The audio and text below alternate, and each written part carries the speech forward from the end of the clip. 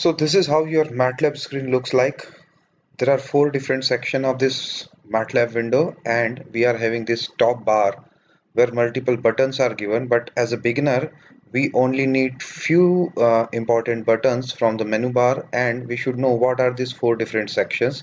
The first is the command window. Here we can write a command directly and get the answer here itself. For example, I want to add 2 and 3. I can simply write 2 plus 3. When I will press the enter button, I will get this answer 5. Or I can say that I can assign this value to a variable a, and I can write 2 plus 3.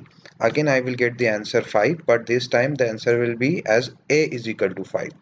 The second one, this top window, is editor window. Here we write our codes or the script. So once you are able to understand all different types of commands, you can write your own code here that you can run again and again, and it can also be saved as .m file. Third is the workspace. This is a place where the variables are stored. For example, in this given case, I have solved two different expressions, one 2 plus 3, and that MATLAB itself created that answer is 5. So here you can see that answer is equal to 5 stored. Second time I used a is equal to 2 plus 3, and my a is 5 here. Then you can see here that the value is available. So when you are using a long code, there are different variables are there. Once you will run the code, all the variables will be available in your workspace. Let's quickly see another. Let's b is equal to 7. You can see now that b is already also available here, and now I can use these stored variable. For example, I want to use c is equal to b plus a. So you can see here that the answer is 12. Why? Because my a value is 5 and b value is 7. Last is your current folder. This actually tells you that in which directory you are working. At the top bar, only one button, that is run, is required to run your code. Otherwise there are multiple buttons, but slowly we will learn different buttons. Here you can see the first one is the new file. You can create a new script, or you can open a file or a code, or you can save a code. Similarly, there are different options are there, and I hope that once you will go through this course, you will learn all these types of all these buttons. How to write a vector in the MATLAB. There are different ways to create a vector in the MATLAB. The first one is simply entering individual element of a vector. For example, I am writing a vector A which is having 5 element and a row vector. So let's start with the square bracket. Please remember, we write a vector with a square bracket, and let there are 5 element 2, 6, 8, 9 and 1. I'm closing it with again with the square bracket. When I will press enter, you can see here that now A is in your workspace, and A is a row vector having 5 elements. Similarly, we can create a column vector. Let's B is equal to, again I am starting with a square bracket, and there are 5 elements. Let's 4, 6, 8, 2 and 9. You can see the difference in the previous case. When we have written the A vector, we have given space between every element, but when you want to create a column vector, instead of space, what we are writing here, we are writing a semicolon. So let's see the output of this expression. You can see here that b is a column vector and a is a row vector. Similarly, we can also write the matrix using the manual input. For example, I want to create a vector matrix M1 which is having 2 row and 3 columns. So let's start with the square bracket. 3, 5 and 7 are the first 3 element of first row. Then I am pressing a semicolon and writing the second row of my matrix. Let's 5, 8 and 2. I'm closing it with a square bracket. When I will press enter, you can see now I am having a matrix A1, and there are 6 total element in this matrix, 2 row and 3 column. If you want to write a vector with equal spacing, you can directly write, let's x is equal to 0 colon 0.1 colon 2. It means I want to create a vector starting with the 0 value. This 0.1 is the equal increment and the vector is ending at value 2. So I expect that there will be 21 element. The first element will be 0, the last element will be 2. So here is the output. X is having total, the first value is 0, then 0.1, and similarly we are having an increment of 0.2 and the end value of this vector is 2. You can see in the workspace X is created and the total number of element can be seen using this line. We are having 1 row and 21 column. If you want to create a column vector, what we do, we can directly take the transpose of this vector. So let's say I want to create another vector y, which is just a transpose of my x vector. So I can write y is equal to x, and I am just putting one apostrophe. You can also say that this is a dash. So when I am just taking the transpose of a vector, the command in the MATLAB is just apostrophe, and you can see here that y is a vector which is having 21 values, but it is a column vector. There is another command in the MATLAB that is linspace.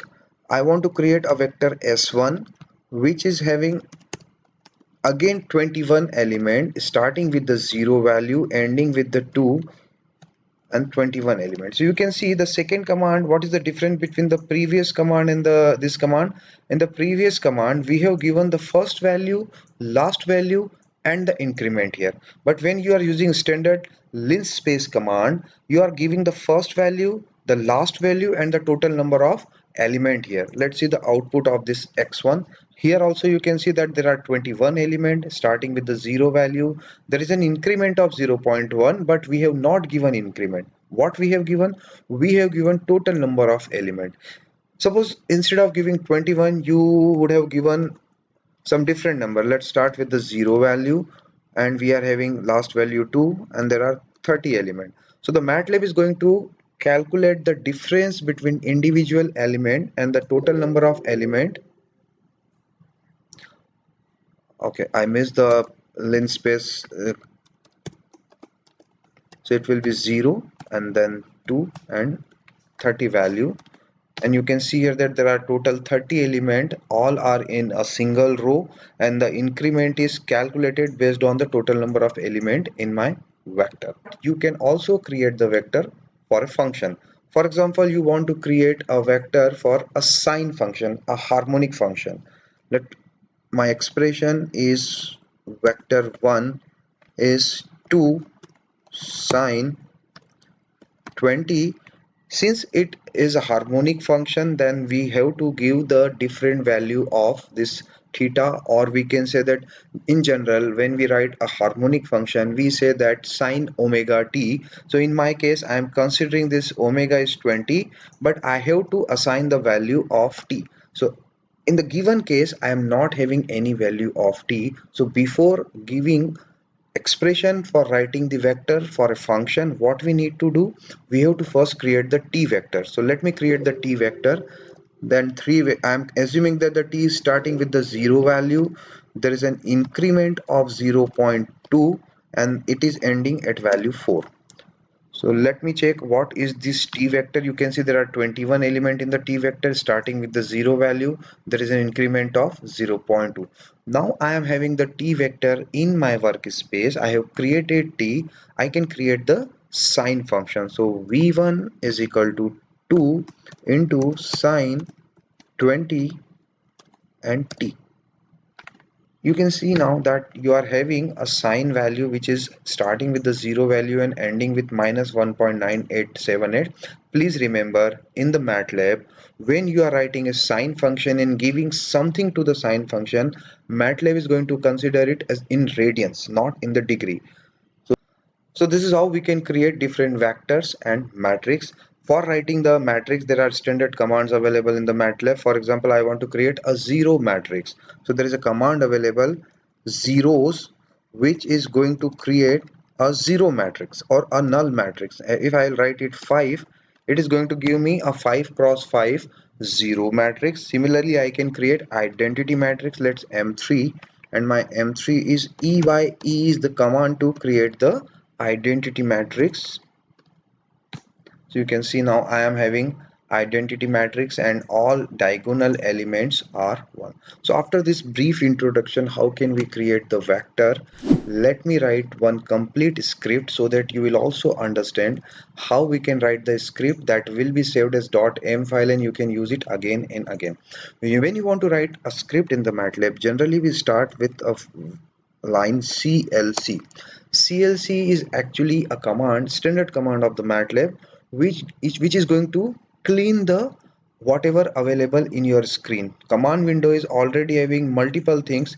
We can scroll up and we can see there are already available solutions which we have done in the previous case. So once I will see the CLC command, it is going to clean the command window. Let me check here. I am writing CLC here and you can see everything has gone now. Similarly, we write clear all command.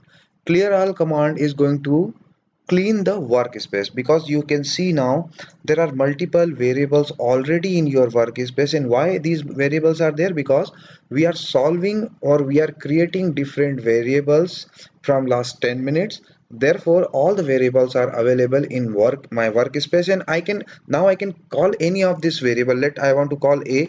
You can see here, if I am going to write a, you can see this is my a vector, or this is my b vector, or this is my m2 matrix. So all values which are there in the workspace can be called anytime. But suppose you want to create something new and you want to clean the previous calculated variables or stored variables, so what you need to do, you have to write this clear all command. Here I am just checking this my clear all command. When I will press the clear all, you can see now all variables which were available in the workspace has gone now. If again I will say a, the MATLAB is going to give me this error because now there is no a available in my workspace. Again I am writing CLC, so now you can see everything is clean. Command window is cleaned, as well as the workspace is cleaned. In addition to this, we also write a command that is close all. At present there is no figure file available. Otherwise, if you are having some figure files in your MATLAB, the close all command will close all the figure files. After writing these three standard lines, we start writing our expressions. For example, I want to create a vector a, so I am going to start with the square bracket, and 3 5 6 are the three values. Once I will write this, and when I will run this code, the MATLAB is first going to execute these three lines. So whatever will be available previously will vanish from your MATLAB system. And then I am giving the fourth line, which is a is equal to 356. Let me just check if I'm going to run this. You can see now the MATLAB has executed this file, and available variable a is having 3 5 and 6 value. It is a row vector and it is there in my workspace. Suppose I want to create another vector b, and b is a column vector, so 4 semicolon 6 semicolon 1. Again I am running the code. You can see now, okay, I missed this square. So there are two variables. So a is having 3 value and a row vector, b is having 3 values, but it is a column vector. Suppose I want to multiply some constant value with the vector a. Let me write c is equal to 3 multiplied by a, and you can check now that c is just 3 times of the value of a. You can see a is having 3 5 6 here, and now we are having 9 15 and 18. Similarly, I can subtract or I can add something. I want to create d, which is 4 plus a. You can see now 4 is added in individual element. I want to divide something. I want to create another vector e, which is just a by 6. It is also going to give me the value. So you can now understand that it is very simple to write command in the MATLAB.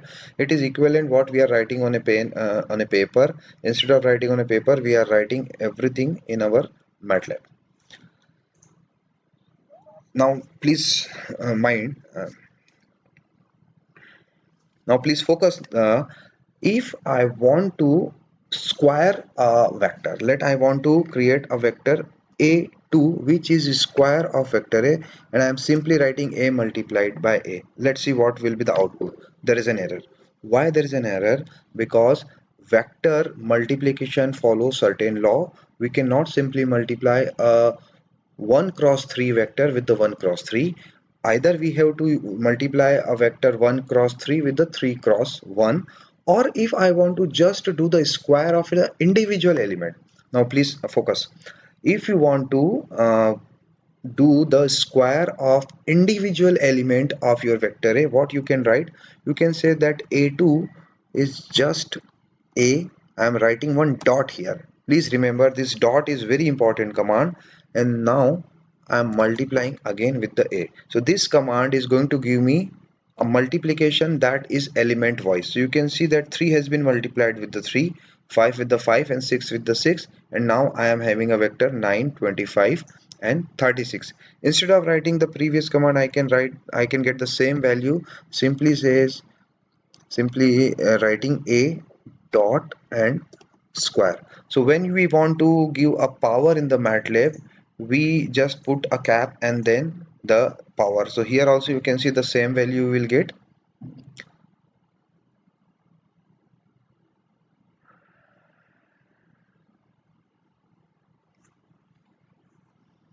So this is your a square command. You can see that a3 is a dot and the power 2, or I can say that a4 is equal to a dot power 4.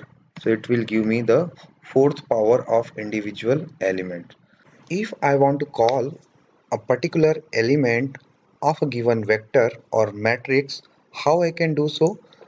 Suppose I want to only see the second element of my vector b, I can write b and 2 only. So it is going to give me the sixth value which is at the second position, because I am calling the second element of my vector b, and we can see here that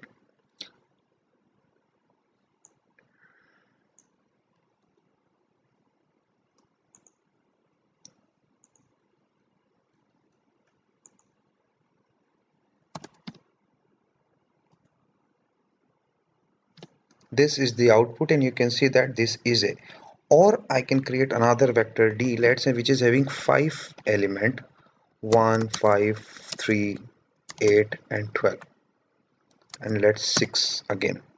So now D is a row vector which is having 6 element, and I am interested to see the third value of my D.